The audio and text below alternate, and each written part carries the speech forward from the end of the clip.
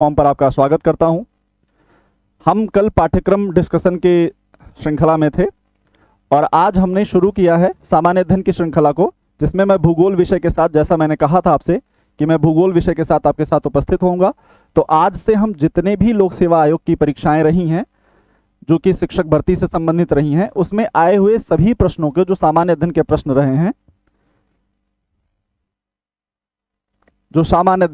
रहे हैं, उन प्रश्नों को हम क्या करेंगे, डिस्कस करेंगे। अब इसमें आपको पेशेंस बना के बैठे रहना है और चीज़ों को देखते हुए चलना है। इससे आपका फ़ायदा क्या होगा? इससे आपका फ़ायदा ये होगा कि आप जो है जितने प्रश्न रहे हैं उनके आसपास के तथ्यों को भी जान लेंगे। तो अगर आगामी परीक्षा में आपके ऐसा कोई प्रश्न बनता है, क्योंकि मैंने बताया था कि लोक सेवा आयोग के पास एक रिपीटिशन मोड भी होता है और वह अपने प्रश्नों को रिपीट भी करता है, तो इससे आपका फ़ायदा निश्चित तौर पर हो जाएगा। ठीक है, तो अभी हम शुरुआत करते हैं आज के सेशन की। हमारा पहला प्रश्न है कि निम्नलिखित में से किस देश से होकर भूमध्य रेखा नहीं गुजरती है? निम्नलिखित में से किस देश से होकर भूमध्य रेखा नहीं गुजरती है? ठीक है, आपको स्क्रीन पर पहला प्रश्न दिख रहा है कि निम्नलिखित में से किस देश से होकर भूमध्य रेखा नहीं गुजरती है। आपके ऑप्शंस हैं केन्या, युगांडा, गैबॉन और जाम्बिया। अब आप कमेंट बॉक्स में अपना उत्तर देना शुरू करिए और इसके साथ ही हम स्टार्ट करते हैं चीजों को। आपका प्रश्न क्या है कि निम्नलिखित में से किस देश से होकर भूमध्य रेखा नहीं गुजरती? भूमध्य रेखा के विषय में सबको जानकारी होगी ही कि जो भूमध्य रेखा है वो किस रेखा को कहते हैं? 0 डिग्री को कहते हैं। 0 डिग्री को क्या कहते हैं? भूमध्य रेखा, भू के मध्य वाली रेखा अर्थात भूमध्य रेखा। तो यही आपका प्रश्न है कि भूमध्य रेखा किस देश से होकर नहीं गुजरती? केन्या, युगांडा, जाम्बिया या गैबॉन? चलिए, अभी तक आप लोगों का किसी का कमेंट नहीं आया है। पहले आइए पहले पाइए वाला है सेशन भैया, ध्यान रखिएगा, जो पहले सही आंसर करेगा निश्चित तौर पर उसको फायदा होगा। तो चलिए हम शुरू करते हैं। देखिए, भूमध्य रेखा जो है या 0 डिग्री जो हमारी अक्षांश है, इसी को हम भूमध्य रेखा कहते हैं और यह लगभग 13 देशों से होकर गुजरती है। कितने देशों से होकर गुजरती है? 13 देशों से होकर गुजरती है। इन 13 देशों में अगर हम इसे मैप पर लेकर आते हैं तो ये मैप बहुत स्पष्ट तो नहीं दिख रहा है। चलिए हम एक मैप ड्रॉ करने का प्रयास करते हैं, उसके बाद आपको समझाते हैं।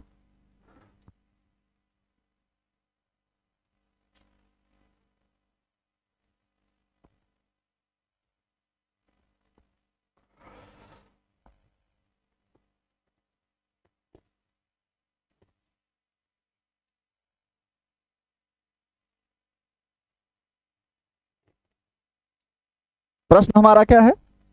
प्रश्न हमारा है कि भूमध्य रेखा किन देशों से होकर नहीं गुजरती, किस देश से होकर नहीं गुजरती, और इसमें ऑप्शन आपका है केन्या, युगांडा, गैबॉन और जाम्बिया। ठीक है, अब चलिए देखते हैं।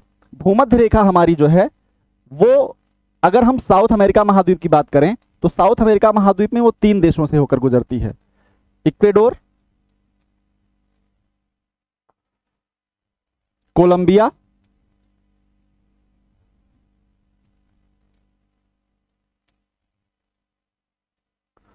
और ब्राजील। इक्वेडोर, कोलंबिया और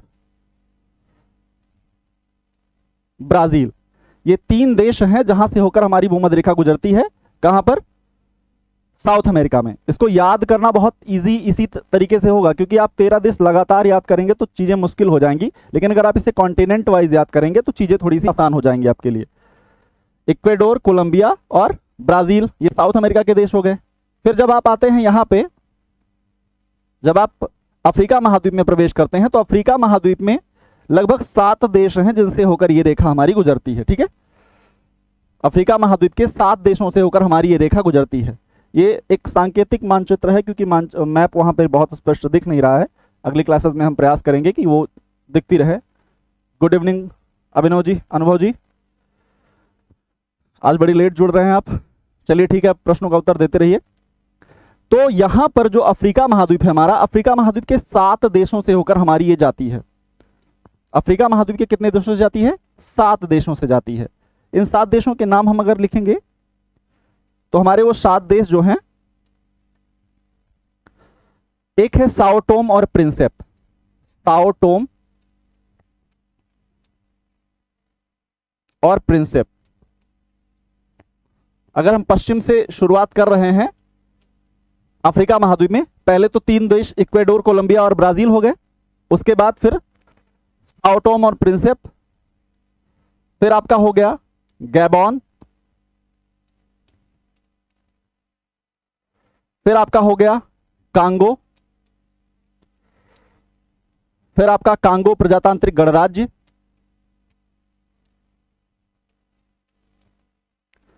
कांगो प्रजातांत्रिक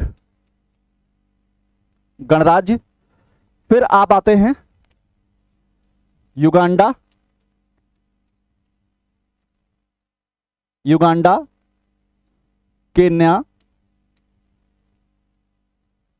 और सोमालिया, युगांडा, केन्या और सोमालिया। ठीक है, तो यहां पर देखिए 1 हो गया, 2 हो गया, 3 हो गया, 4 हो गया, 5 हो गया, 6 हो गया और 7 हो गया। तो 7 देश हमारे कहां के हो गए? 7 देश हमारे हो गए अफ्रीका महाद्वीप के। अफ्रीका महाद्वीप के 7 देश हो गए और 3 देश हमने देखा था इक्वेडोर, कोलंबिया और ब्राजील, हमारे दक्षिणी अमेरिका महाद्वीप के हो गए। अब जब ये रेखा आगे बढ़ेगी तो एशिया पहुंचेगी और एशिया में इस पर 3 देश स्थित हैं। एशिया में इस पर 3 देश स्थित हैं। अगर हम एशिया महाद्वीप की बात करें तो एशिया में इस पर 3 देश स्थित हैं, मैं यहां पर मेंशन कर दे रहा हूं।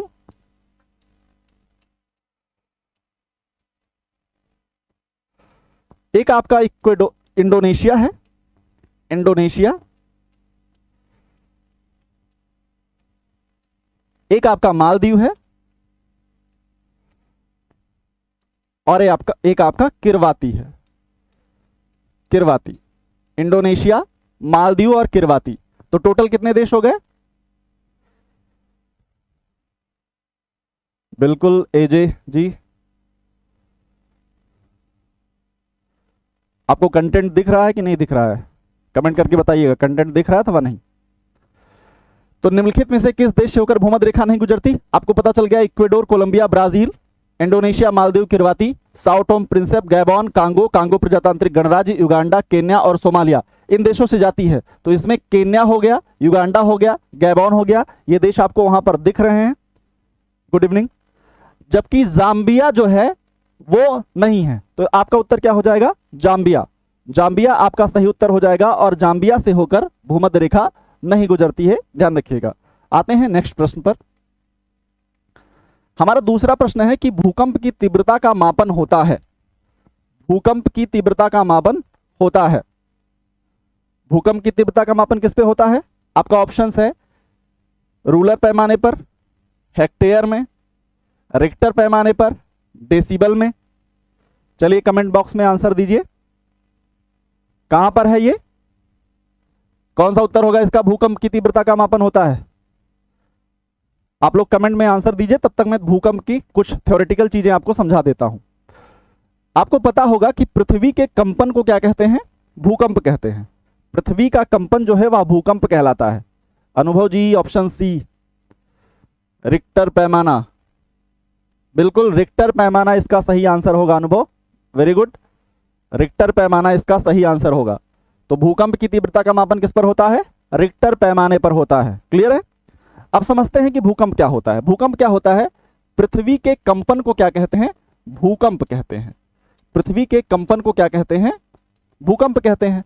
अब ये भूकंप जो है वह कई कारणों से हो सकता है। भूकंप जो है वह कई कारणों से हो सकता है, जिनमें प्राकृतिक कारण होते हैं एक, और एक आपका होता है मानवीय कारण। एक प्राकृतिक कारण होता है, एक मानवीय कारण होता है भूकंप का।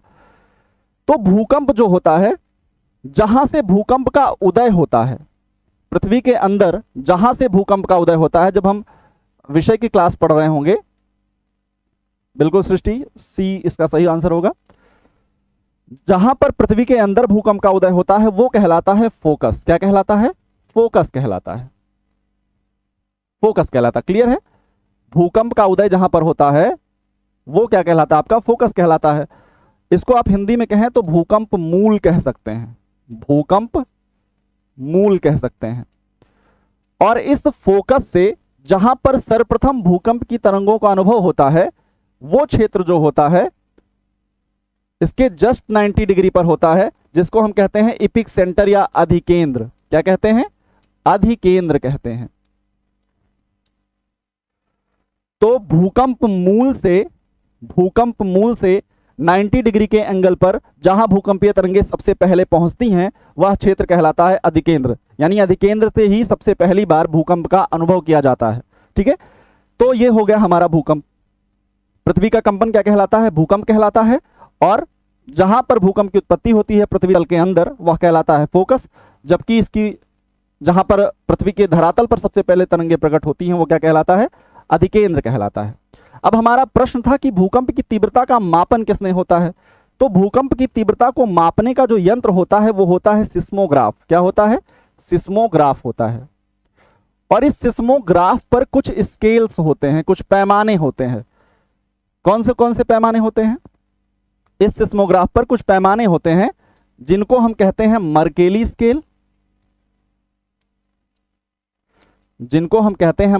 स्केल, रिक्टर स्केल, और तीसरे को हम कहते हैं रॉसी-फेरल स्केल। क्या कहते हैं? Rossi-Feral scale. भूकंप की तीव्रता मापन के लिए या भूकंप के जो मापक होते हैं उसके कितने मापक होते हैं? 3 मापक होते हैं, मर्केली, रिक्टर और रॉसी-फेरल। तो यहां पर प्रश्न पूछा है कि भूकंप की तीव्रता का मापन होता है किस पैमाने पर होता है? रिक्टर पैमाने पर होता है। रिक्टर पैमाने पर होता है। इसका क्या हो जाएगा? सही आंसर हो जाएगा, यानी ऑप्शन सी इसका सही आंसर हो जाएगा। अच्छा, मर्केली पर क्या होता है? तो भूकंप की आघात तीव्रता जो होती है, भूकंप की जो आघात तीव्रता होती है उसका मापन किस पर होता है? मर्केली स्केल पर होता है। तो भूकंप की आघात तीव्रता का मापन किस पर होता है? मर्केली स्केल पर होता है। लेकिन अगर आपसे प्रश्न पूछे कि भूकंप के दौरान निर्मुक्त ऊर्जा का मापक कौन होता है, तो वो भी रिक्टर स्केल होता है। तो भूकंप के मापन में कितने पैमाने प्रयोग में आते हैं? 3 पैमाने, मर्केली, रिक्टर और रॉसी-फेरल। चलिए नेक्स्ट प्रश्न पे चलते हैं। हमारा नेक्स्ट प्रश्न है कि निम्नलिखित में से कौन सा एक सही सुमेलित नहीं है? यहां पर कुछ ज्वालामुखी दिए हुए हैं और कुछ उनके बगल में देश दिए हुए हैं। आपको यह बताना है कमेंट बॉक्स में कि कौन सा सही नहीं है, कौन सा सही नहीं है। ठीक है, सुमेलित नहीं है इसमें से Sabancaya Italy, Colima Mexico, Merapi Indonesia और माउंट एसामा जापान। निम्न में से कौन सा सही नहीं है, कौन सा सुमेलित नहीं है, ये बताना है आपको।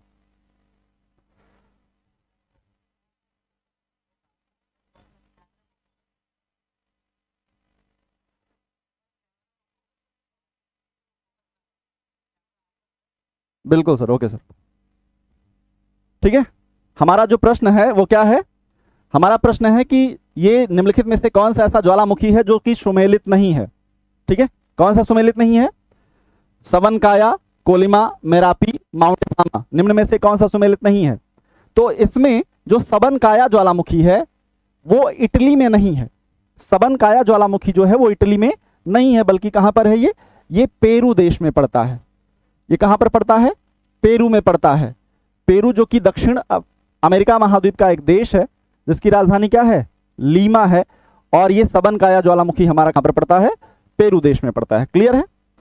जबकि कोलिमा मैक्सिको में, मेरापी इंडोनेशिया में और माउंट एसामा जापान में पड़ता है। तो ये सारी चीजें आपकी सही सुमेलित हैं, ये सारी चीजें आपकी सुमेलित हैं। सबनकाया इटली में नहीं बल्कि कहां पर पड़ता है? पेरू में पड़ता है। अब अगर हम ज्वालामुखी के कुछ सैद्धांतिक पक्षों की बात कर लें, ज्वालामुखी के कुछ सैद्धांतिक पक्षों की बात करें तो सैद्धांतिक पक्ष में क्या होता है? जैसे देखिए, ज्वालामुखी जो होता है वो पृथ्वी के धरातल से कोई ऐसा छिद्र होता है जिससे होकर लावा या मैग्मा, जो जिसको आप कहते हैं, जिससे होकर मैग्मा, धूल कण,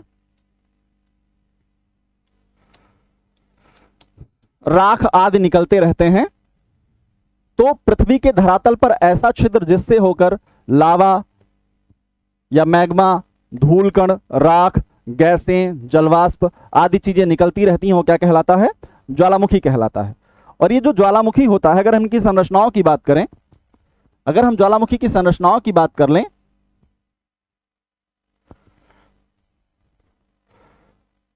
तो मान लीजिए ये एक ज्वालामुखी है। अब क्या हुआ कि यहां से मैग्मा का प्रवाह हो रहा है, तो मैग्मा का प्रवाह जिस नलिका के द्वारा होता है उसको वॉल्केनिक पाइप कहते हैं, उसको ज्वालामुखी नलिका कहते हैं। क्या कहते हैं? ज्वालामुखी नलिका। यह भी प्रश्न आपसे पूछा जाता है कि कहां से होकर मैग्मा का प्रवाह होता है, तो ज्वालामुखी नलिका से होकर मैग्मा का प्रवाह होता है। क्लियर है? अब ये जो इसका मुंह दिख रहा है, मुख दिख रहा है, ये क्या कहलाता है? ज्वालामुखी के मुख को भी उसके आकार के आधार पर दो भागों में विभक्त किया जाता है। यदि ज्वालामुखी का मुख छोटा होगा, अगर ये स्मॉल होगा, तो इसको क्या कहते हैं हम? क्रेटर कहते हैं। क्या कहते हैं? क्रेटर कहते हैं। तो ज्वालामुखी का मुख अगर छोटा होगा तो क्या कहलाएगा? क्रेटर कहलाएगा। लेकिन अगर ज्वालामुखी का मुख बड़ा होगा तो ये क्या कहलाएगा? काल्डेरा कहलाएगा।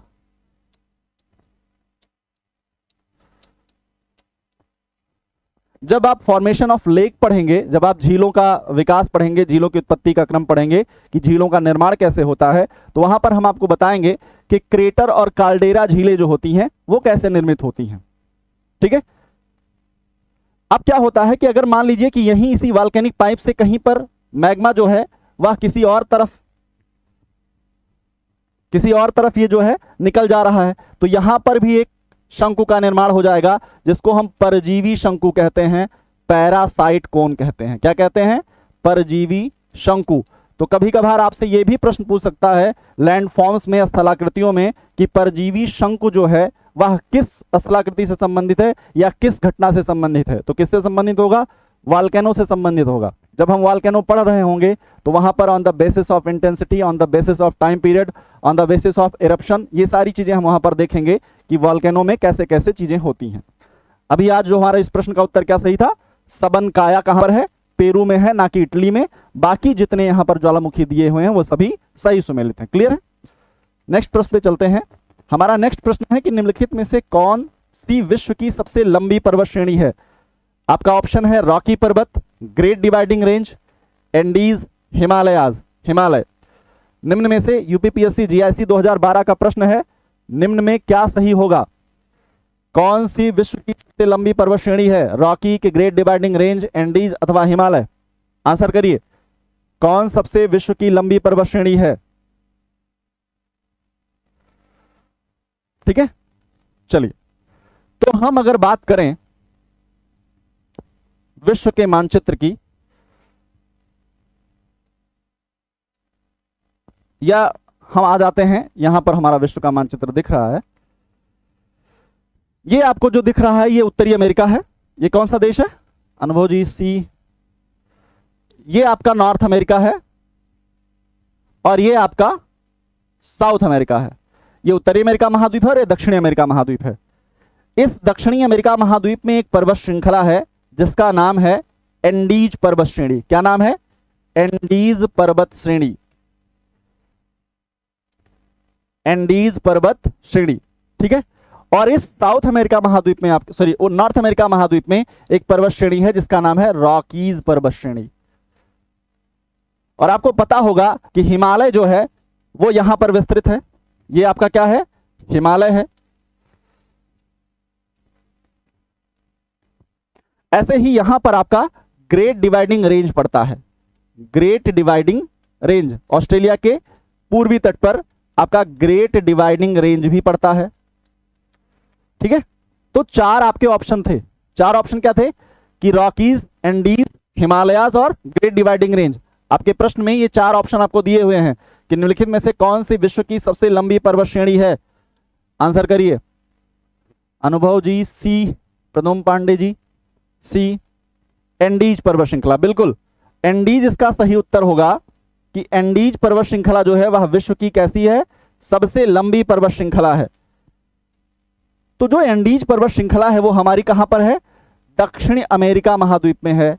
कहां पर? दक्षिण अमेरिका महाद्वीप में है। इसकी लंबाई जो है वो लगभग 7200 किलोमीटर मानी जाती है। लंबाई कितनी मानी जाती है इसकी? लगभग 7200 किलोमीटर मानी जाती है, जो कि कहां पर पड़ता है, दक्षिण अमेरिका महाद्वीप में पड़ता है। और यह विश्व की सबसे लंबी पर्वत श्रृंखला है। एंडीज हमारी क्या है, विश्व की सबसे लंबी पर्वत श्रृंखला है। ऐसे अगर हम बात करें एंडीज पर्वत श्रेणी की सबसे ऊंची चोटी कौन सी है, तो एंकाकागुआ जो है ये इसकी सबसे लंबी चोटी है, सबसे ऊंची चोटी है एंकाकागुआ। एंकाकागुआ जो है यह इसकी सबसे ऊंची पर्वत चोटी है, जो कि अर्जेंटीना में पड़ती है। कहां पर पड़ती है, अर्जेंटीना। तो एंडीज पर्वत श्रृंखला पर क्या है, विश्व की सबसे लंबी पर्वत श्रृंखला एंडीज है, जो कि दक्षिण अमेरिका महाद्वीप में है, और एंकाकागुआ इसकी सबसे ऊंची चोटी है। साथ ही इसी एंडीज पर्वत श्रृंखला पर एक चोटी पड़ती है जिसका नाम है कोटोपैक्सी। कोटोपैक्सी। और ये जो कोटोपैक्सी श्रृंखला है, ये जो कोटोपैक्सी चोटी है, कोटोपैक्सी चोटी जो है इसकी दूसरी सबसे ऊंची चोटी जो है, इसकी सेकेंड लार्जेस्ट पीक है। साथ ही यह विश्व का सबसे ऊंचा सक्रिय ज्वालामुखी पर्वत है। साथ ही ये विश्व का सबसे ऊंचा सक्रिय ज्वालामुखी भी है। कौन, हमारा कोटोपैक्सी। किस श्रेणी पर है, एंडीज श्रृंखला पर है। अब बात कर ले अगर हम रॉकीज पर्वत श्रृंखला की, तो रॉकीज जो है यह हमारे उत्तरी अमेरिका की है। रॉकीज कहां की है, उत्तरी अमेरिका की है। और रॉकीज की जो सबसे ऊंची चोटी है वो कौन सी है, माउंट एल्बर्ट है। रॉकीज की सबसे ऊंची चोटी कौन सी है, माउंट एल्बर्ट इसकी सबसे ऊंची चोटी है, जो यूएसए के कोलोराडो क्षेत्र में पड़ती है। तो यूएसए के कोलोराडो क्षेत्र में रॉकीज पर्वत श्रृंखला जो है, जो कि नॉर्थ अमेरिका के पश्चिमी भाग में स्थित है, उसकी सबसे ऊंची चोटी कौन सी है, एल्बर्ट है। ऐसे ही अगर हम ग्रेट डिवाइडिंग रेंज की बात कर लें, तो ग्रेट डिवाइडिंग रेंज की जो सबसे ऊंची चोटी है वो कौन सी है, वो आपकी माउंट कोएस्क्यू है। माउंट कोएस्क्यू। माउंट कोएस्क्यू आपके ग्रेट डिवाइडिंग रेंज की सबसे ऊंची चोटी है। साथ ही अगर हम हिमालय की बात कर लें, तो हिमालय की सबसे ऊंची चोटी के विषय में आप जानते होंगे, जो कि विश्व की भी सबसे ऊंची चोटी है, जो कि विश्व की भी सबसे ऊंची चोटी है हिमालय। तो हिमालय की सबसे ऊंची चोटी कौन सी है, माउंट एवरेस्ट। नेपाल में स्थित यह चोटी है और यह विश्व की भी सबसे ऊंची पर्वत चोटी है। ध्यान रखिएगा। चलते हैं नेक्स्ट प्रश्न पे। बिल्कुल विपिन जी, मैप पर, क्योंकि मैप अभी अस्पष्ट है तो मैं मैपों को ऐसे मैन्युअली ड्रॉ करके आपको समझाने का प्रयास करूंगा। मैप थोड़ा सा अस्पष्ट इसमें ऐड हुआ है। अभी हम चीजें नेक्स्ट क्लासेस में सुधार लेंगे तो चीजें अच्छे चलेंगी। अभी मैं मैन्युअली ड्रॉ करके चलाऊंगा इसको। हमारा नेक्स्ट प्रश्न है कि सूची 1 को सूची 2 से सुमेलित कीजिए तथा सूचियों के नीचे दिए गए कोट से सही उत्तर चुनिए। इसमें पहली सूची में क्या है, पहली सूची में आपके मरुस्थल दिए हुए हैं और दूसरी सूची में उनकी अवस्थिति दी हुई है कि कौन सा मरुस्थल कहां पर स्थित है। क्लियर है, कौन सा मरुस्थल कहां पर स्थित है। जैसे सिम्पसन है, काराकुम है, सिचुरा है और नेगेव है। और आपके सामने देश दिए हुए हैं ऑस्ट्रेलिया, तुर्कमेनिस्तान, पेरू और इजराइल। आंसर करिएगा, आंसर करिएगा, क्या होगा इसका, सिम्पसन, काराकुम, सिचुरा और नेगेव, ऑस्ट्रेलिया, तुर्कमेनिस्तान, पेरू और इजराइल। तो इसमें क्या होगा, अगर हम सिम्पसन की बात करें तो सिम्पसन जो है वो ऑस्ट्रेलिया महाद्वीप में स्थित है। ऑस्ट्रेलिया महाद्वीप का जो पश्चिमी भाग है वह पूर्णतः मरुस्थलीकरण से ग्रस्त है और वहां पर बहुत सारे मरुस्थल हैं, जैसे सैंडी है, गिब्सन है, सिम्पसन है और विक्टोरिया है। अनुभव जी ए, बिल्कुल अभी हम लोग चेक करते हैं, अगर ए सही होता है तो हम उस पर बात करते हैं। अभी ये सिम्पसन जो है वो कहां पर है, ऑस्ट्रेलिया में, और कराकुम डेजर्ट जो है वो कहां पर है, तुर्कमेनिस्तान में। मिडिल एशिया के तुर्कमेनिस्तान में हमारा कराकुम डेजर्ट पड़ता है, कराकुम मरुस्थल पड़ता है। ऐसे सिचुरा की बात करें तो सिचुरा पेरू में है, बिल्कुल सिचुरा पेरू में है। और नेगेव कहां पर है, इजराइल में। नेगेव मरुस्थल कहां पर है, इजराइल में। तो इस हिसाब से 1 2 3 4 करेक्ट होगा। बिल्कुल अनुभव जी, आपका आंसर सही है, ऑप्शन ए करेक्ट आंसर होगा। नेगेव इजराइल में है, सिचुरा पेरू में है, काराकुम आपका तुर्कमेनिस्तान में है और सिम्पसन आपका ऑस्ट्रेलिया में है। ठीक है, चलिए चलते हैं नेक्स्ट प्रश्न पर। निम्न में से कौन सी शीतोष्ण घास के मैदान दक्षिणी गोलार्ध में नहीं है। प्रश्न है आपका कि कौन सा ऐसा मैदान है, घास का मैदान, जो कि दक्षिणी गोलार्ध में नहीं है। आकांक्षा चौधरी जी, ऑप्शन ए। ऑप्शन ए किस प्रश्न का है, प्रश्न के साथ अगर लिखेंगे तो ज्यादा बेटर रहेगा। निम्न में से कौन से शीतोष्ण घास के मैदान दक्षिणी गोलार्ध में नहीं पाए जाते हैं? सबसे पहले तो आपको क्लियर होना चाहिए, तब तक आप आंसर अपना देते रहिए कि उत्तरी और दक्षिणी गोलार्ध है क्या। ये तो बेसिक सी बात है, आप जानते भी होंगे। 0 डिग्री के उत्तर में जो है वो आपका है नॉर्दर्न हेमिस्फीयर, और दक्षिण में जो है वो साउदर्न हेमिस्फीयर है। तो उत्तर में आपका उत्तरी गोलार्ध है और दक्षिण में आपका क्या है, दक्षिणी गोलार्ध है। अनुभव जी ऑप्शन डी, आकांक्षा ए। चलिए अभी क्लियर हो जाएगा कौन कहां पर है। तो निम्न में से कौन सा शीतोष्ण घास का मैदान नहीं है? अब यहां पर ये तो क्लियर हो गया कि ये जो है उत्तरी और दक्षिणी गोलार्ध आपका क्लियर हो गया। अब हमें ये जानना होगा कि शीतोष्ण और उष्ण कटिबंध क्या होते हैं। अगर हम ये क्लियर कर लें तो जो हमारे पास ये कुछ मरुस्थल दे रखे हैं, जो घास के मैदान दे रखे हैं, इनकी अवस्थिति जानते हुए हम चीजों को मैनेज कर लेंगे कि ये यहां पर होगा। जैसे हमने ये क्लियर कर लिया कि ये नॉर्दर्न हेमिस्फीयर है और ये साउदर्न हेमिस्फीयर है। अब हमें ये क्लियर करना है कि क्या होता है ट्रॉपिकल जोन और क्या होता है टेम्परेट जोन। तो आपको पता होगा कि 0 डिग्री से उत्तर में अगर हम 23.5 डिग्री जाते हैं, 0 डिग्री से अगर उत्तर में हम 23.5 डिग्री जाते हैं तो ये हमारी कर्क रेखा कहलाती है। ये क्या कहलाती है, कर्क रेखा। और ऐसे ही दक्षिण में जाने पर 23.5 डिग्री क्या होती है हमारी, मकर रेखा होती है। कर्क रेखा और मकर रेखा, ठीक है। अब क्या होता है कि हमारा जो सूर्य है, हमारा जो सन है, उसका जो विचलन है वो कर्क रेखा से लेकर मकर रेखा के मध्य ही है। उसका जो विचलन है कहां से कहां तक है, कर्क रेखा से लेकर मकर रेखा के मध्य है। और यह कर्क रेखा से मकर रेखा के मध्य होता रहता है। इसी स्थिति को उत्तरायण और दक्षिणायन की स्थिति भी कहते हैं। जब सूर्य मकर रेखा से कर्क रेखा की तरफ जा रहा होता है, अर्थात उत्तर दिशा में जा रहा होता है, तो हम कहते हैं कि यह सूर्य की उत्तरायण स्थिति है, अर्थात सूर्य उत्तर की तरफ जा रहा है। और ऐसे ही जब प्रश्न बनता है कि कर्क रेखा से वह मकर रेखा की तरफ जा रहा होता है, तो उस दौरान हम उसको सूर्य की दक्षिणायन स्थिति कहते हैं। अब यहां पर ये जो कर्क रेखा से मकर रेखा के बीच का क्षेत्र है, सूर्य यहां पर लंबवत रहता है। क्या रहता है, लंबवत रहता है। वर्ष भर में चीजें मैनेज होती रहती हैं और सूर्य यहां पर लंबवत रहता है। जैसे 21 जून की अवस्था पर वो कर्क रेखा पर लंबवत होता है, 21 मार्च की अवस्था पर वह भूमध्य रेखा पर लंबवत होता है, ऐसे ही 23 सितंबर की अवस्था पर वह पुनः भूमध्य रेखा पर लंबवत होता है, और आपके 22-23 दिसंबर की अवस्था पर वह मकर रेखा पर लंबवत होता है। यानी सूर्य का जो विचलन है वह कर्क रेखा से मकर रेखा के मध्य ही है, अर्थात सूर्य की जो किरणें हैं वह केवल कर्क रेखा से मकर रेखा के मध्य ही सीधी पड़ती हैं, उसके ऊपर कैसी पड़ती हैं, तिरछी पड़ती हैं। तो जो कर्क रेखा से मकर रेखा के मध्य पड़ती हैं, तो यहां पर यह क्षेत्र सूर्य की गर्मी या सूर्यातप को ज्यादा प्राप्त करने के कारण यह क्षेत्र क्या कहलाता है, उष्ण कटिबंध कहलाता है। यह क्षेत्र क्या कहलाता है, उष्ण कटिबंध कहलाता है। और इसके ऊपर का जो क्षेत्र है वो क्या कहलाता है, शीतोष्ण कटिबंध कहलाता है, 66.5 डिग्री तक का क्षेत्र। और इसके ऊपर जो कटिबंध है वो क्या कहलाता है, शीत कटिबंध कहलाता है। तो 23.5 से 23.5 जो क्षेत्र है वो कहलाता है उष्ण कटिबंध, और इससे ऊपर जो 23.5 से 66.5 है वो शीतोष्ण कटिबंध कहलाता है, और उसके ऊपर शीत कटिबंध कहलाता है। क्लियर है। अब हमारा प्रश्न था कि शीतोष्ण घास के मैदान दक्षिणी गोलार्ध में नहीं पाए जाते। हमें देखना है कि कौन से मैदान कहां पर पाए जा रहे हैं, तो हम चीजें क्लियर कर लेंगे। अगर हम ये जान गए कौन से मैदान कहां हैं तो हम ये चीजें क्लियर कर लेंगे। जैसे कि हमारा डाउन्स कहां पर है, तो डाउन्स जो है वो आपके ऑस्ट्रेलिया में पड़ता है, ऑस्ट्रेलिया।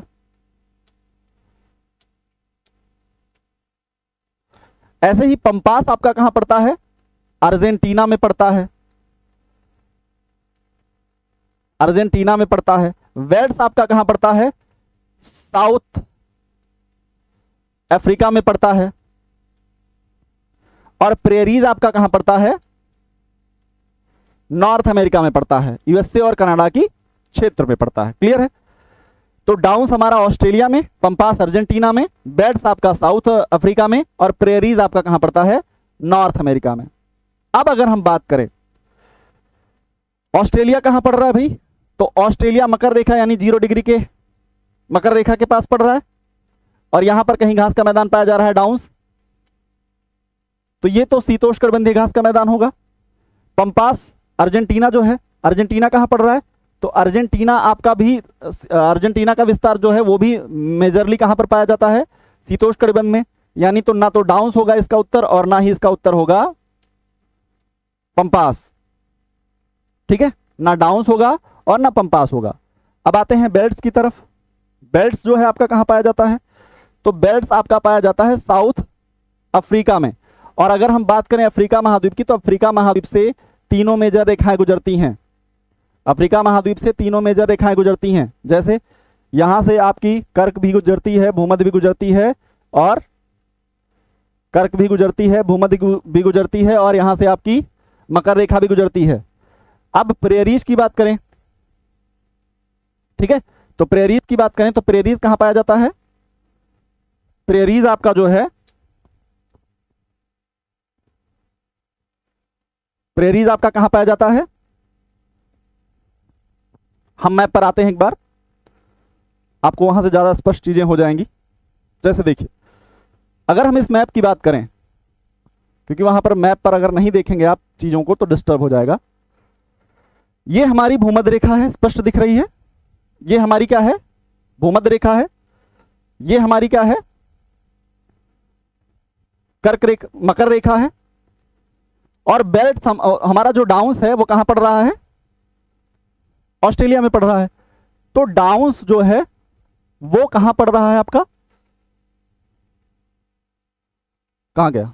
हाँ, शीतोष्ण घास के मैदान दक्षिणी गोलार्ध में नहीं पाए जाते, तो डाउन्स आपका दक्षिणी गोलार्ध में है, आपका पंपास भी दक्षिणी गोलार्ध में है, आपका बेल्ट्स भी दक्षिणी गोलार्ध में है क्योंकि साउथ अमेरिका, जबकि प्रेरीज आपका, क्योंकि ये अमेरिका और कनाडा में पाया जाता है और अमेरिका और कनाडा आपके उत्तरी गोलार्ध में पाए जाते हैं, इसीलिए ये जो कहां पर होगा, प्रेरीज आपका कहां पर होगा? ये आपके दक्षिणी गोलार्ध में नहीं बल्कि उत्तरी गोलार्ध का घास का मैदान होगा। ऐसे ही कुछ घास के मैदान और पूछे जाते हैं, जैसे मंचूरिया घास का मैदान। मंचूरिया घास का मैदान कहां है? चीन में पाया जाता है। कैंटरबरी कहां है? न्यूजीलैंड में है। आपका पटाना कहां पर है? श्रीलंका में है। तो ये सारे कुछ घास के मैदान आपसे पूछे जाते हैं। तो इसका उत्तर क्या होगा? प्रेरीज। प्रेरीज आपका दक्षिणी गोलार्ध में नहीं बल्कि उत्तरी गोलार्ध में है। बाकी डाउन्स, पंपास और बेल्ट सारे कहां पर हैं? आपके दक्षिणी गोलार्ध में स्थित घास के मैदान है। नेक्स्ट प्रश्न पर आते हैं। निम्नलिखित में से कौन सा देश यूक्रेन के साथ अपनी सीमा साझा नहीं करता? आपके ऑप्शन है बेलारूस, रोमानिया, स्लोवाकिया और लिथुआनिया। बेलारूस, रोमानिया, स्लोवाकिया और लिथुआनिया। क्योंकि यूक्रेन चर्चा में रहा है, यूक्रेन और रूस का लगातार 2-2.5 वर्षों से युद्ध चल रहा है, तो ऐसी स्थिति में यूक्रेन का जो राजनीतिक महत्व है या यूक्रेन की जो राजनीतिक सीमाएं हैं वो काफी महत्वपूर्ण हो जाती हैं। तो हम इस प्रश्न की तरफ अगर देखें तो बेलारूस, रोमानिया, स्लोवाकिया, ये तो आपके सारे यूक्रेन से सीमा साझा करते हैं। साथ ही हंगरी, माल्डोवा, रूस तो जाहिर सी बात है कर ही रहा है, रूस, ठीक है, पोलैंड, ये सारे देश भी क्या करते हैं? सीमा साझा करते हैं यूक्रेन के साथ। लेकिन यूक्रेन के साथ आपका लिथुआनिया सीमा साझा नहीं करता। लिथुआनिया यूक्रेन के साथ सीमा साझा नहीं करता, अर्थात आपका उत्तर क्या हो जाएगा कि कौन सा देश यूक्रेन के साथ सीमा साझा नहीं करता? तो उसका उत्तर हो जाएगा लिथुआनिया। लिथुआनिया के विषय में आप जानते होंगे कि इसको बाल्टिक कंट्री कहते हैं, इसको बाल्टिक देश कहते हैं। बाल्टिक देश, ये प्रश्न भी आपसे बन सकता है कि बाल्टिक देश किसको कहते हैं? तो बाल्टिक देश किसको कहते हैं? लाटविया, लिथुआनिया और एस्टोनिया। लाटविया, लिथुआनिया और एस्टोनिया, ये सम्मिलित तौर पर क्या कहलाते हैं? आपके बाल्टिक देश कहलाते हैं। ठीक है, चलते हैं नेक्स्ट प्रश्न पर। हमारा नेक्स्ट प्रश्न है कि निम्नलिखित में से कौन से स्थान चैनल टनल द्वारा नहीं जुड़े हुए हैं? सॉरी, चैनल टनल द्वारा जुड़े हुए हैं। बर्लिन और पेरिस। बर्लिन आपको पता होगा कहां पर पड़ता है? लंदन और बर्लिन, लंदन और पेरिस, बार्सिलोना और बर्लिन। क्या होगा इसका उत्तर? तो निम्नलिखित में से जो लंदन और पेरिस है, यानी ऑप्शन सी, लंदन और पेरिस जो है, लंदन कहां पर है? इंग्लैंड। और पेरिस कहां पर है भाई? फ्रांस की राजधानी है। लंदन जो है वो किसकी? इंग्लैंड की राजधानी है। और पेरिस किसकी राजधानी है? फ्रांस की राजधानी है। दोनों यूरोपीय महाद्वीप के देश हैं और यूरोपीय महाद्वीप के देश होने के कारण आपको पता होगा कि जो आपका यूके है उसकी स्थिति द्वीपीय देश जैसी है। कैसी है? द्वीपीय देश जैसी है। जबकि फ्रांस यूरोप की मुख्य भूमि से जुड़ा हुआ देश है।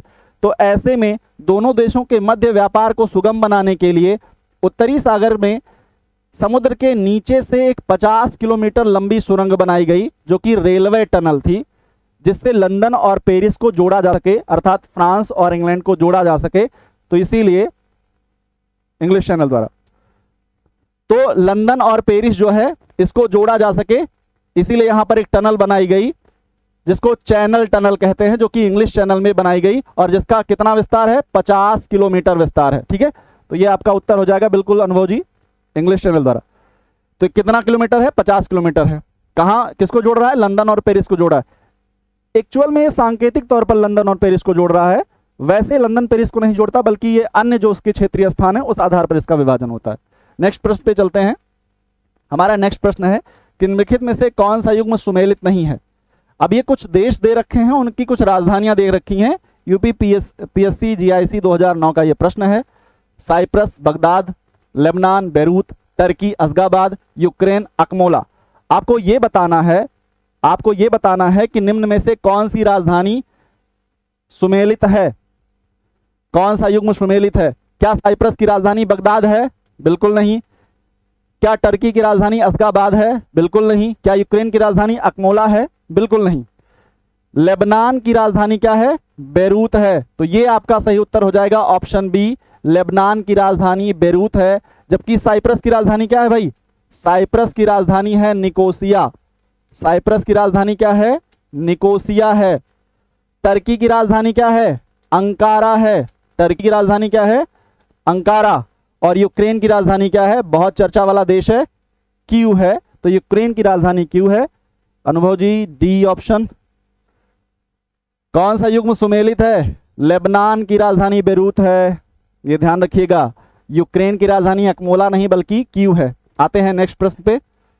हमारा नेक्स्ट प्रश्न है कि निम्नलिखित दिए गए कूट में से देशों के उत्तर से दक्षिण की अवस्थिति का सही अनुक्रम बताइए। यानी इन देशों में उत्तर से दक्षिण की अवस्थिति बतानी है, नॉर्थ टू साउथ बताना है, नॉर्थ टू साउथ बताना है। क्या होगा इसमें, चलिए देखते हैं।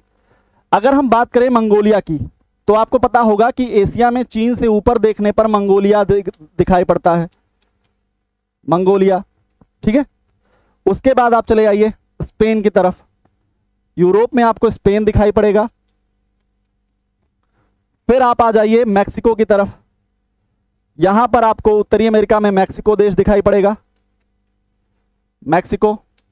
और सबसे नीचे अर्जेंटीना पड़ेगा, अर्जेंटीना। आप विश्व के मानचित्र पर जब ऐड हो जाएगा तो हम ऐसे प्रश्नों को वहां से करेंगे।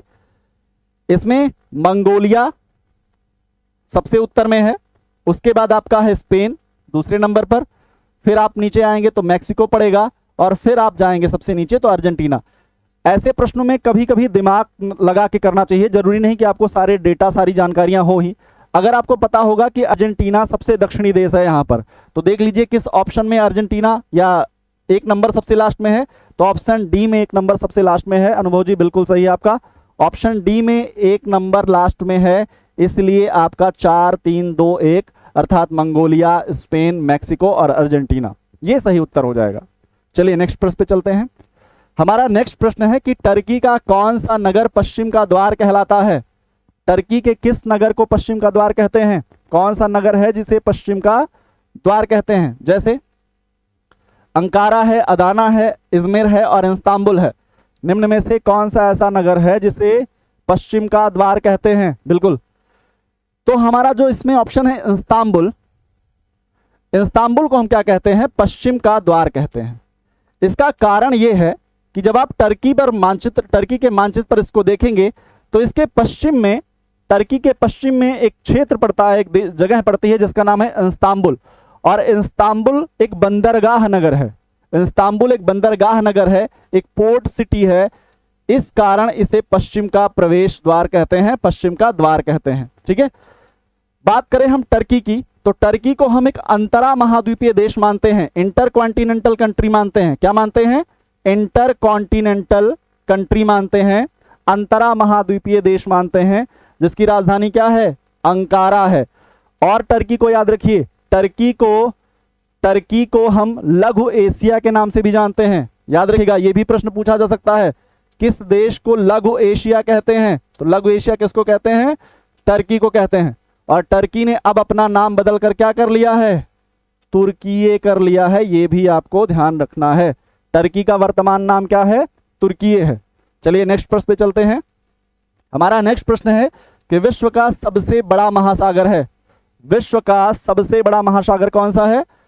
ऑप्शन आपके हैं अटलांटिक महासागर, प्रशांत महासागर, हिंद महासागर और आर्कटिक महासागर। कमेंट बॉक्स में आंसर करते रहिएगा कि विश्व का सबसे बड़ा महासागर कौन सा है। तो सामान्यतः सबको पता है कि प्रशांत महासागर विश्व का सबसे बड़ा महासागर है। विश्व के सभी महासागरों का लगभग 1/3 1/3 क्षेत्र किसने रख रखा है? प्रशांत महासागर ने ग्रहण कर रखा है। इसीलिए प्रशांत महासागर विश्व का सबसे बड़ा महासागर है, ये ध्यान रखिएगा। अगर हम प्रशांत महासागर के बात करें, कौन सा दूसरे नंबर पर आएगा? तो पहले नंबर पर तो प्रशांत महासागर आएगा, दूसरे नंबर पर आपका अटलांटिक महासागर आएगा, ऐसे ही तीसरे नंबर पर आपका हिंद महासागर आएगा और चौथे नंबर पर आपका अंटार्कटिक आएगा। अंटार्कटिक को दक्षिणी सागर के नाम से जानते हैं और अंटार्कटिक आपका चौथे नंबर पर आएगा और सबसे लास्ट में आपका आएगा आर्कटिक महासागर। ठीक है, तो आर्कटिक महासागर बिल्कुल अनुभव जी, प्रशांत महासागर सबसे बड़ा महासागर है। तो विश्व का सबसे बड़ा महासागर प्रशांत महासागर है पहले नंबर पर, दूसरे नंबर पर अटलांटिक है, तीसरे नंबर पर हिंद महासागर है, चौथे पर अंटार्कटिक है और आपका पांचवें पर कौन सा है? आर्कटिक महासागर, याद रखिएगा। चलते हैं नेक्स्ट प्रश्न पे। हमारा नेक्स्ट प्रश्न है कि फॉकलैंड की धारा प्रवाहित होती है। ऑप्शंस हैं ऑस्ट्रेलिया के पूर्वी तट के सहारे, ये आपका यूपीपीएससी जीआईसी 2009 का प्रश्न है। देख लीजिए कैसे कैसे प्रश्न आते हैं। जरूरी नहीं कि आपको बस धाराओं में गर्म और ठंडी याद हो तो आप बहुत इजीली कर लेंगे। आपको ये याद रखना पड़ेगा कि कौन सी स्थिति उसकी कहां पर है, कहां पर उसकी अवस्थिति है। तो फॉकलैंड की धारा कहां प्रवाहित होती है? अब अगर हम विश्व मानचित्र की बात करें तो विश्व मानचित्र पे हम अगर आते हैं तो यहां ध्यान दीजिएगा, यहां पर अर्जेंटीना देश है, ये हमारा अर्जेंटीना है, ये अर्जेंटीना है और अंटार्कटिक सागर से एक धारा आती है जिसका नाम है फॉकलैंड। आर्कटिक महासागर से एक धारा आती है जिसका नाम है फॉकलैंड। और ये जो फॉकलैंड धारा है, क्योंकि ये ठंडे क्षेत्र से आ रही है, ध्रुवीय क्षेत्र से आ रही है, इसलिए इसकी प्रवृत्ति कैसी होगी? तो फॉकलैंड ठंडी जलधारा होगी। और यहीं से एक आती है ब्राजीलियन करंट। जब ये दोनों मिलती हैं तो यहां पर क्या होता है? यहां पर प्लैंक्टन्स का विकास होता है और प्लैंक्टन्स का जहां पर विकास होता है, यानी जहां पर दो विपरीत प्रवृत्ति की जलधाराएं आपस में मिलती हैं, वहां पर एक ऐसी स्थिति बनती है कि वहां प्लैंक्टन्स का विकास होता है और प्लैंक्टन को खाने के लिए मछलियां आती हैं, अर्थात वह क्षेत्र मत्स्य उद्योग के लिए बहुत प्रसिद्ध होता है। तो अर्जेंटीना के पूर्वी क्षेत्र में बह रही है फॉकलैंड की धारा, अर्जेंटीना के पूर्वी क्षेत्र में फॉकलैंड की धारा बह रही है, इसलिए आपके इस प्रश्न का उत्तर क्या हो जाना चाहिए? अर्जेंटीना के पूर्वी तट के सहारे। तो फॉकलैंड की धारा कैसी है भाई? फॉकलैंड की धारा ठंडी है और कहां बह रही है? अर्जेंटीना के पूर्वी तट के सहारे। अनुभव जी, सी बिल्कुल करेक्ट आंसर है आपका। नेक्स्ट प्रश्न पे आते हैं। एल नीनो धारा निम्न में से किस महासागरीय तट के किनारे प्रवाहित होती है? अगर हम बात करें विश्व के मानचित्र की, तो विश्व के मानचित्र पर ये हमारा जो साउथ अमेरिका है, यहां पर यानी साउथ अमेरिका के पश्चिमी तट पर एल नीनो धारा का प्रवाह देखा जाता है। एल नीनो धारा का प्रभाव कहां देखा जाता है?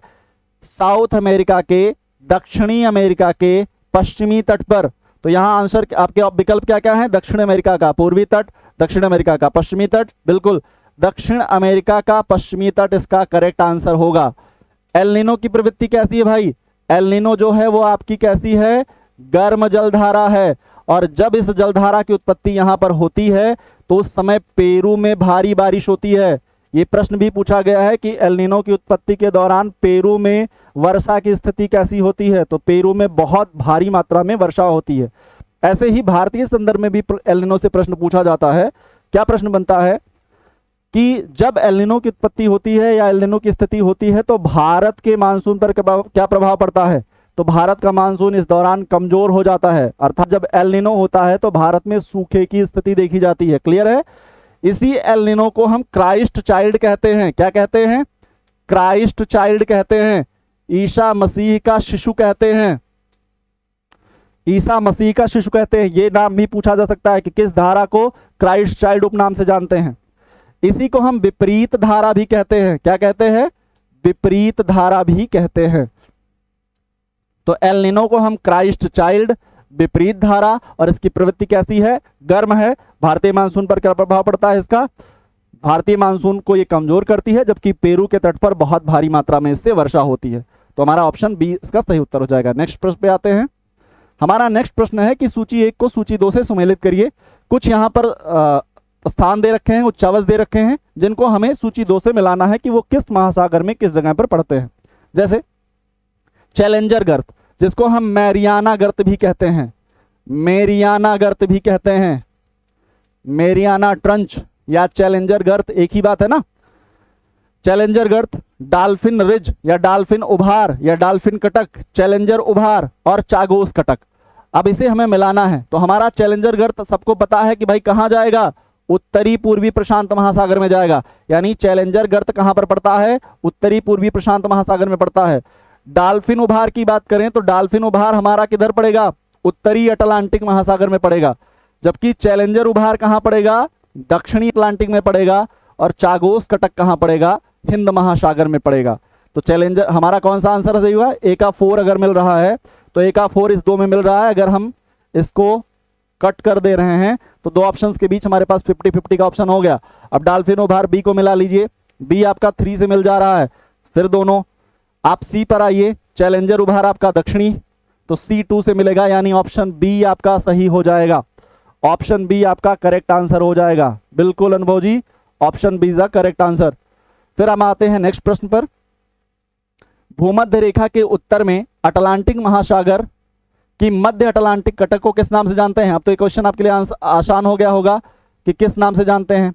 डाल्फिन राइज, वाइविल थॉम्सन, टेलीग्राफिक पठार या चैलेंजर राइज। जीडीसी 2017 का प्रश्न है, बताइएगा किस नाम से जानते हैं इसको। अब अगर हम देखें, हमारा जो अटलांटिक महासागर है, हमारा जो अटलांटिक महासागर है, ये मान लीजिए अटलांटिक महासागर है हमारा, ठीक है।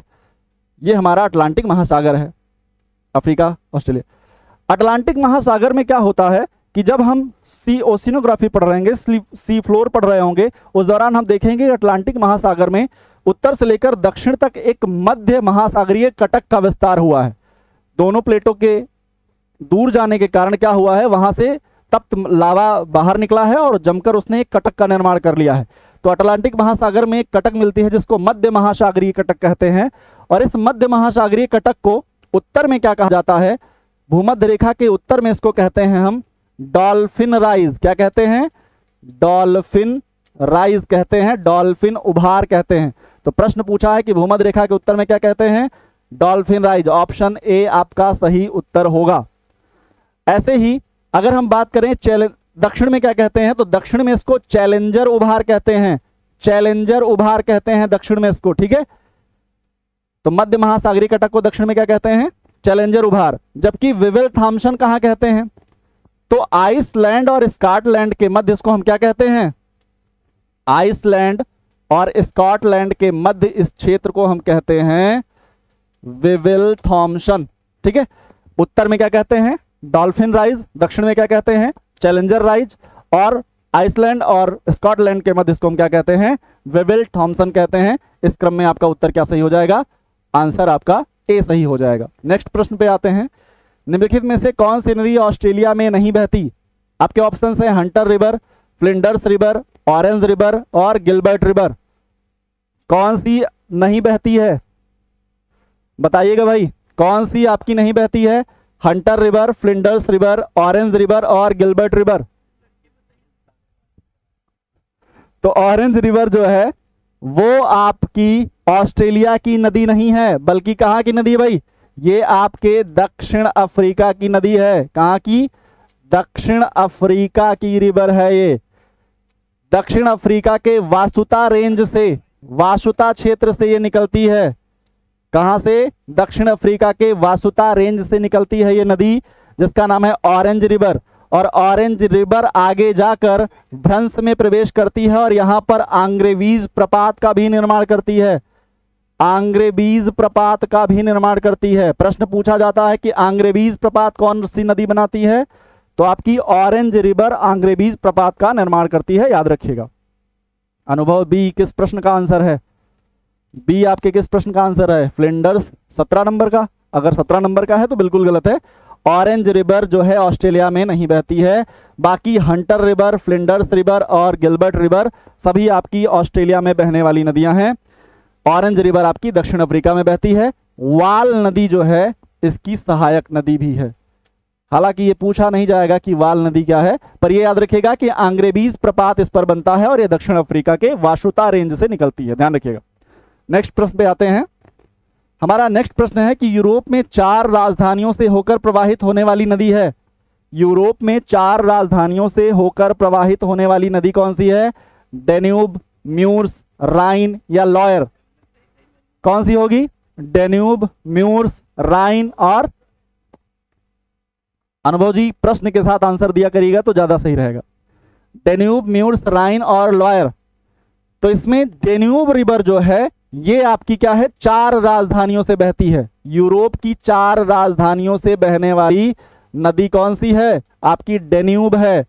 और साथ ही आप ध्यान रखिए डेन्यूब आपके यूरोप की दूसरी सबसे बड़ी नदी है। ओल्गा के बाद यूरोप की दूसरी सबसे बड़ी नदी कौन सी है? डेन्यूब है। क्लियर है? यूरोप में ओल्गा के बाद डेन्यूब आपकी दूसरी सबसे बड़ी रिवर है, जो कि जर्मनी के ब्लैक फॉरेस्ट से निकलती है। कहां से? तो अगर उद्गम पूछेगा तो जर्मनी के ब्लैक फॉरेस्ट से।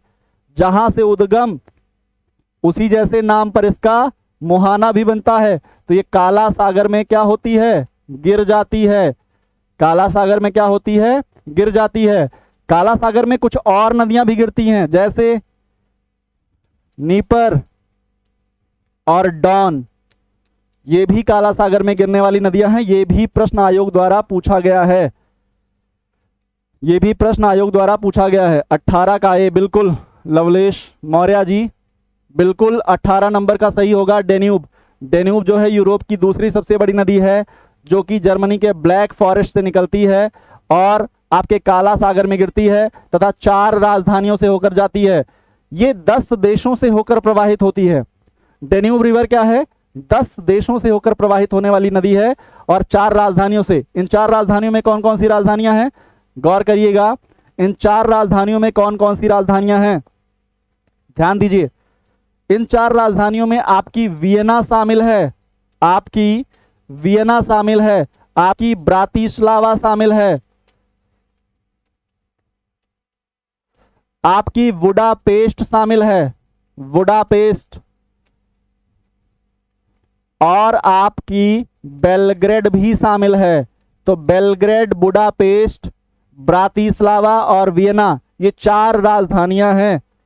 लवलेश मौर्य जी, डेन्यूब बिल्कुल, ये 4 राजधानियां हैं जहां पर से होकर ये नदी बहती है। आप बताते रहिए कमेंट बॉक्स में कि वियना कहां की राजधानी है। तो वियना आपके ऑस्ट्रिया की राजधानी है। ये वही ऑस्ट्रिया वियना है जहां पर ओपेक का हेडक्वार्टर है। ओपेक का हेडक्वार्टर कहां पर भाई? ऑस्ट्रिया के वियना में। ब्रातिस्लावा किसकी राजधानी है? ब्रातिस्लावा आपके स्लोवाकिया की राजधानी है। स्लोवाकिया। आयोग आपसे राजधानियों पर भी प्रश्न पूछता है। अभी पिछला प्रश्न आपने प्रीवियस ईयर का ही था, देखा था उसको। उसमें पूछा था कि लेबनान कौन सा सही है, यूक्रेन पूछा था, इराक पूछा था। ठीक है, तो ये याद रखना है। बुडापेस्ट आपकी कहां की राजधानी है? तो भाई बुडापेस्ट कब करेगा? जब वो हंगरी होगा। तब क्या करेगा? पेस्ट करेगा, और पेस्ट करने के बाद क्या करेगा? भोजन करेगा। उसके बाद आपका बेलग्रेड जो है वो सर्बिया की राजधानी है। कहां की राजधानी है? सर्बिया की राजधानी है आपके बेलग्रेड। ठीक है, तो सर्बिया की कैपिटल आपके बेलग्रेड है। तो ये 4 राजधानियों से बहने वाली नदी है डेन्यूब। हम बात कर लें राइन की, तो राइन रिवर जो है यह कोयला नदी के रूप में भी जानी जाती है। कोल रिवर। ऐसे ही हमारे भारत में ही कमेंट बॉक्स में आप आंसर दीजिएगा कि भारत की किस नदी को भारत की राइन नदी कहते हैं। चलते हैं नेक्स्ट प्रश्न पर। हमारा नेक्स्ट प्रश्न है कि निम्नलिखित नदियों में से कौन मकर रेखा को 2 बार पार करती है। आपके ऑप्शंस हैं जाम्बेजी। प्रश्न के साथ आंसर करिएगा तो ज्यादा बेटर रिस्पॉन्स रहेगा, हमें पता चल पाएगा कि आप सही बता रहे हैं अथवा गलत बता रहे हैं। तो निम्नलिखित में से कौन सी मकर रेखा को 2 बार काटती है? जाम्बेजी, पराना, मर्रे डार्लिंग, लिम्पोपो। ये आपका प्रश्न है कि कौन सी 2 बार काटती है भाई। ये हमारी भूमध्य रेखा है। भूमध्य रेखा के उत्तर में हमारा क्या है? कर्क रेखा, और इसके दक्षिण में क्या है? मकर रेखा। तो कौन सी नदी है जो आपकी मकर रेखा को 2 बार क्रॉस करती है? मकर रेखा को 2 बार क्रॉस करने वाली नदी कौन सी है? लवलेश मौर्य जी, अनुभव जी, बताइए कौन सी नदी है जो 2 बार क्रॉस करती है? जाम्बेजी, पराना, मरे डार्लिंग, लिम्पोपो। तब तक मैं भूमध्य रेखा की बता दे रहा हूं आपको। भूमध्य रेखा पर एक रिवर है जिसका नाम है कांगो या जायरे रिवर। कांगो या जायरे रिवर जो कि भूमध्य रेखा को 2 बार काटती है।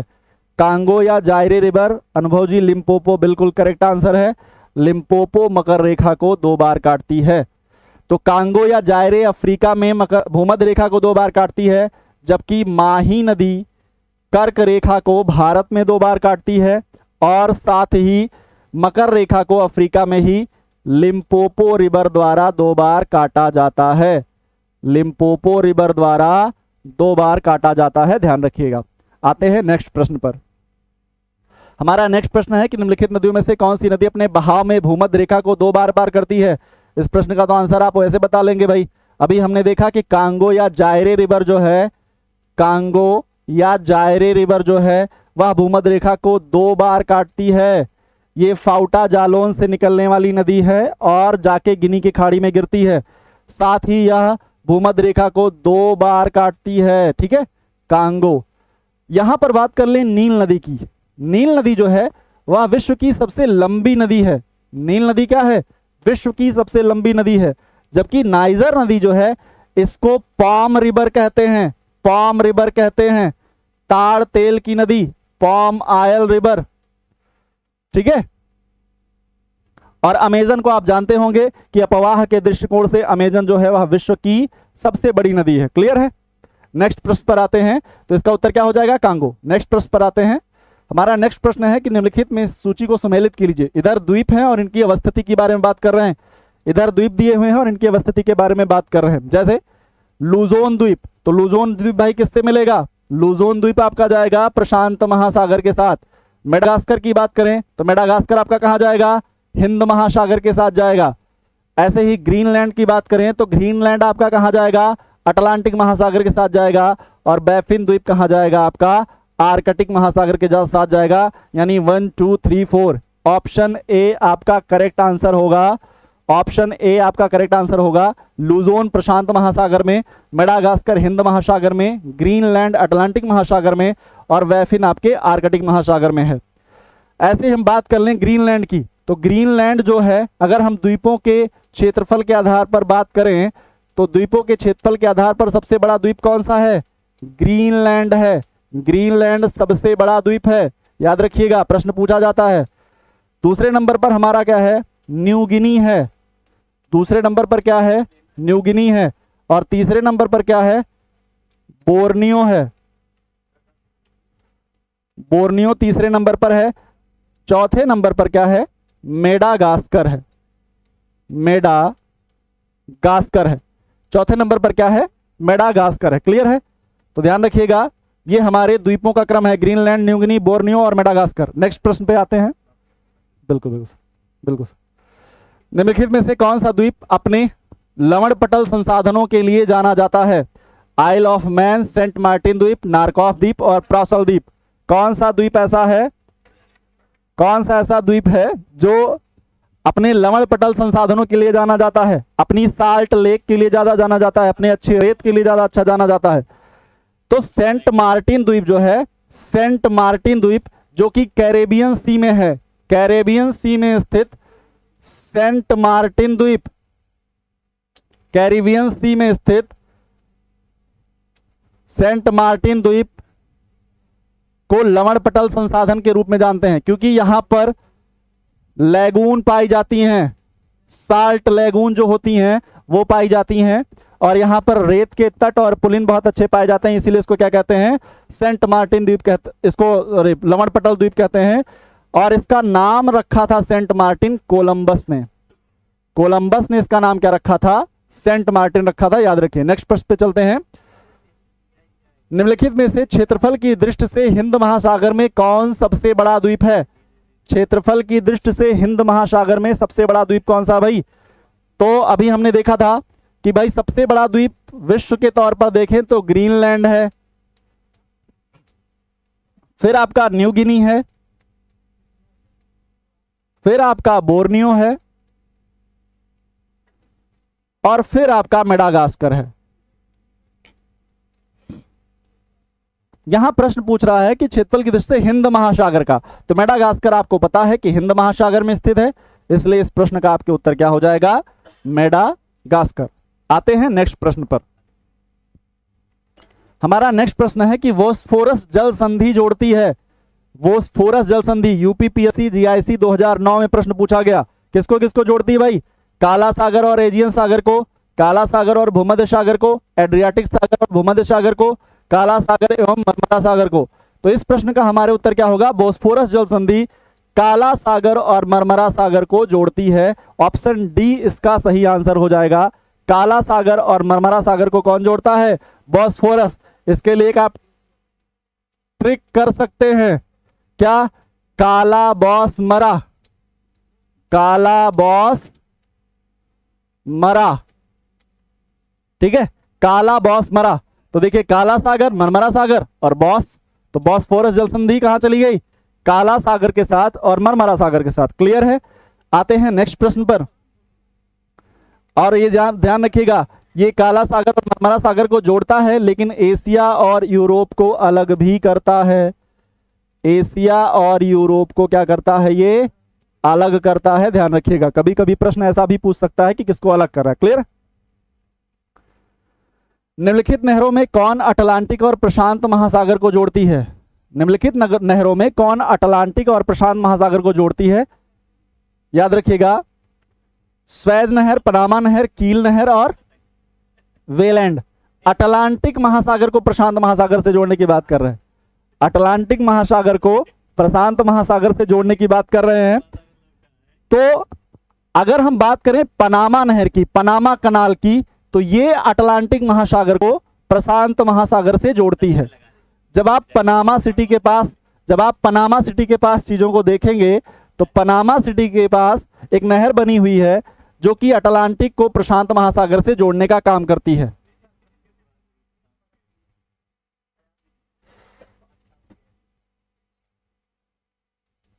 ये हमारा अटलांटिक ओशन है और ये हमारा पैसिफिक ओशन है। तो अटलांटिक और पैसिफिक ओशन को जोड़ने का काम कौन कर रही है, पनामा कनाल कर रही है।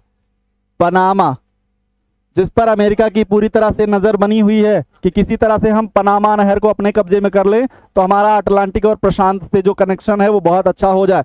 तो पनामा नहर द्वारा कौन जोड़ रहा है, अटलांटिक और प्रशांत महासागर। ऐसे ही बात करें स्वेज, तो स्वेज नहर जोड़ती है भूमध्य सागर को, भूमध्य सागर को किससे, लाल सागर से, रेड सी से जोड़ती है। और कील नहर की बात करें तो उत्तरी सागर को ये बाल्टिक सी से जोड़ती है। उत्तरी सागर को किससे जोड़ती है भाई, बाल्टिक सी से जोड़ती है, ध्यान रखिएगा, ये भी प्रश्न पूछा गया है। ऐसे ही बेलैंड नहर की बात करें तो ये इरी को ओंटारियो से जोड़ती है, जो आपकी 5 प्रमुख झीलें हैं, superior, Hurun, Michigan, eri, Ontario. तो इरी को ओंटारियो से कौन जोड़ता है, बेलैंड जोड़ती है। अगर हम बात करें कि सू नहर किसको जोड़ती है, तो सू नहर आपके सुपीरियर और ह्यूरन को जोड़ती है। सुपीरियर झील और ह्यूरन झील को जोड़ती है कौन, सू नहर। क्लियर है। तो याद रखिएगा कि अटलांटिक महासागर कौन जोड़ती है, पनामा नहर। लगभग 64 किलोमीटर लंबी ये नहर है, लगभग 64 किलोमीटर, और बहुत आधुनिक तकनीक से बनी हुई नहर है। क्लियर है। प्रश्न है कि निम्नलिखित में से कौन सा सही सुमेलित नहीं है, केटूर प्रपात, जोहान्सबर्ग प्रपात, चेम्बरलिन प्रपात और गोगटा प्रपात। चेम्बरलिन, गोगटा, प्रशांत और केटूर। तो इसमें केटूर प्रपात जो है वो ब्राजील में नहीं है, बल्कि कहां पर है, ये आपके गुयाना में पड़ता है। गुयाना में आपके पड़ता है केटूर जलप्रपात। बाकी जोहान्सबर्ग संयुक्त राज्य अमेरिका में, चेम्बरलिन न्यूजीलैंड में और गोगटा आपके पेरू में पड़ता है। अभी जो केटूर जलप्रपात है ये किस नदी पर पड़ता है, तो ये पोटारो नदी पर पड़ता है। किस नदी पर, पोटारो नदी पर। यही आपके लिए इनफ होगा, इतना ध्यान रखिएगा। नेक्स्ट प्रश्न पे आते हैं। जुलू जनजातियां निम्नलिखित राष्ट्रों में से किसमें पाई जाती हैं, न्यूजीलैंड में, ऑस्ट्रेलिया में, मोरक्को में, दक्षिण अफ्रीका में। तो जुलू जनजाति आपकी जो है वो आपके दक्षिण अफ्रीका में, दक्षिण अफ्रीका में, अगर हम अफ्रीका महाद्वीप की बात कर लें, अफ्रीका महाद्वीप की बात कर लें तो यहां पर क्वाजुलू नटाल प्रांत, क्वाजुलू नटाल प्रांत जो दक्षिण अफ्रीका का है, ऑप्शन सी आयुषराज जी 27 का option C, option C Morocco. नहीं भाई मोरक्को नहीं होगा, इसका आंसर दक्षिण अफ्रीका होगा। दक्षिण अफ्रीका के क्वाजुलू नटाल प्रांत में आपकी जुलू जनजाति पाई जाती है।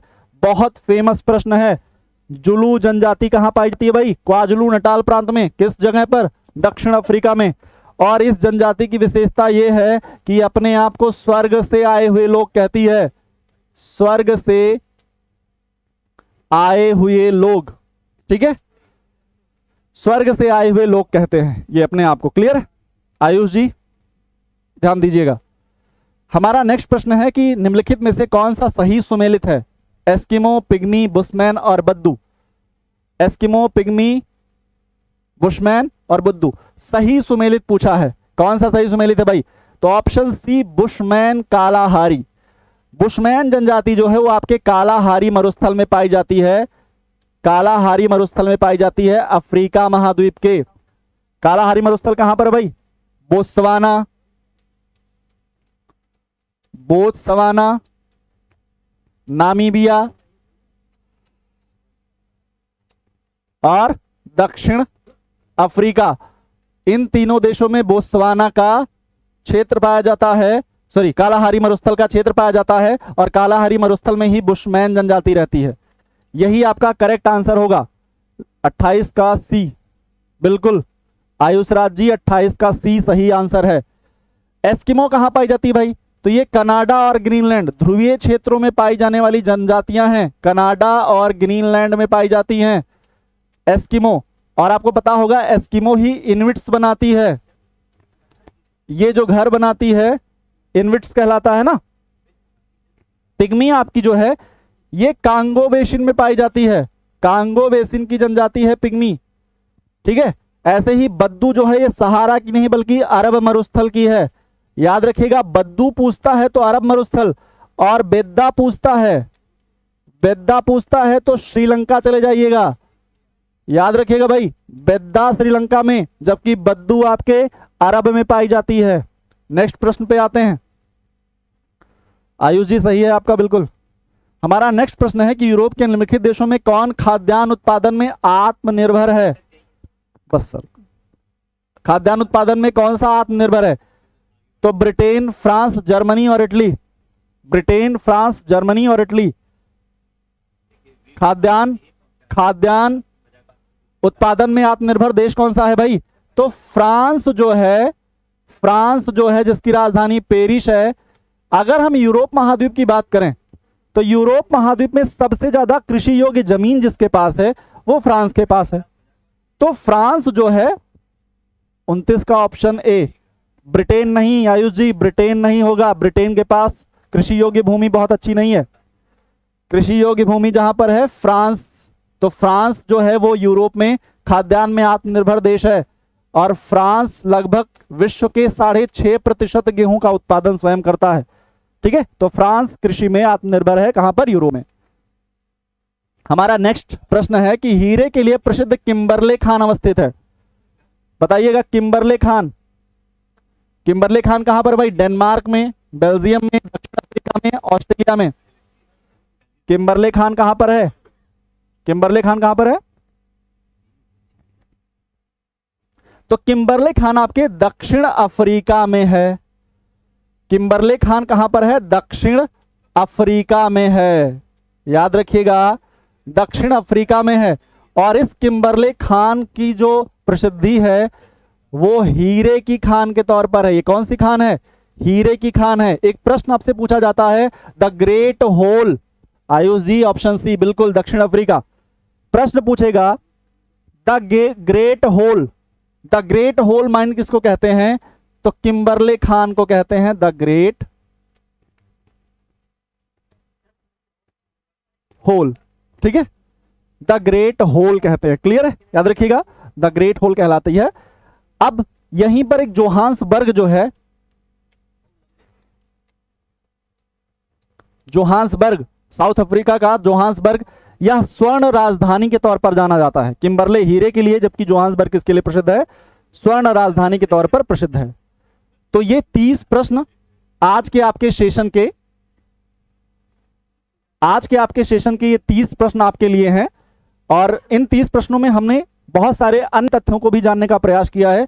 उम्मीद है आपको इस क्लास से फायदा होगा और इस क्लास को आप शेयर करते रहिए अपने दोस्तों के साथ। अगर आपका किसी टॉपिक पर प्रॉब्लम है, किसी चीज पर, किसी प्रश्न पर डाउट है आपको, या किसी शेड्यूल के बारे में जानकारी लेनी है, तो आप हमारे चैनल पर जो नंबर दिया हुआ है उसको विजिट करके आप चीजें जान सकते हैं। चलिए मिलते हैं नेक्स्ट सेशन में। नहीं है, नेक्स्ट सेशन में हम आते हैं। बिल्कुल, जैसे हमारे यहाँ आपको पता होगा कि इस समय यूपी टेट प्रस्तावित परीक्षा है, सीटेट प्रस्तावित परीक्षा है। तो यूपी टेट और पीडीएफ आपको ऐप पर मिल जाएगी। पीडीएफ आपको, विश्वकर्मा जी, पीडीएफ आपको ऐप पर मिल जाएगी और रेगुलर हमारी क्लास सामान्य अध्ययन के पर्सपेक्टिव से यहीं पर ऐसे लाइव रहेगी। हमारे यहाँ यूपी टेट 2026 के लिए संघर्ष बैच चल रहा है और ध्यान रखिए, संघर्ष बैच बिना किसी शुल्क के चल रहा है, यानी टोटल फ्री चल रहा है। इसमें आपको क्या मिलेगा? लाइव और रिकॉर्डेड क्लासेस मिलेंगी, क्लास के पीडीएफ्स आपको मिल जाएंगे। आप अपनी क्षमताओं का आकलन कर सकते हैं टेस्ट देकर, आपको टेस्ट भी मिल जाएगी, आपको प्रैक्टिस सेट मिल जाएंगे और आपको डाउट क्लास मिल जाएगी। साथ ही आपको एग्जाम ओरिएंटेड जो कंटेंट है और नोट्स हैं वो भी हमारे प्ले स्टोर पर हमारा ऐप है, वहां पर इजीली आपको अवेलेबल हो जाएगा। अगर आपको किसी प्रश्न या किसी शेड्यूल या किसी बैच के बारे में जानकारी लेनी है तो हमारा नंबर 9455496001 पर आप कॉल करके संपर्क कर सकते हैं।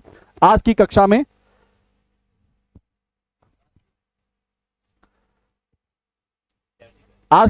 इसी सेशन में हम आपको यह भी बता दें कि हमारे यहाँ एनसीईआरटी बैच भी चल रहा है हिस्ट्री के लिए, क्लास 6 to 12। ठीक है, उसके बाद हमारे यहाँ साइंस का भी क्लास 6 to 12 एनसीईआरटी बैच चल रहा है। एनसीईआरटी आपके लिए जरूरी क्यों है भाई? इसलिए जरूरी है कि आप जब ईवीएस और केवीएस और एनवीएस की एग्जाम देंगे तो उसमें एनसीईआरटी को वो आधार बनाकर चलता है। तो यहाँ इस डिस्कशन के साथ अपनी वाणी को विराम देंगे और मिलते हैं आपसे नेक्स्ट सेशन में। जय हिंद। शाम के शेड्यूल में, ठीक है, शाम को 6 बजे हम आपके साथ पुनः उपस्थित होंगे इन्हीं भूगोल के प्रश्नों की श्रृंखला के साथ। जय हिंद।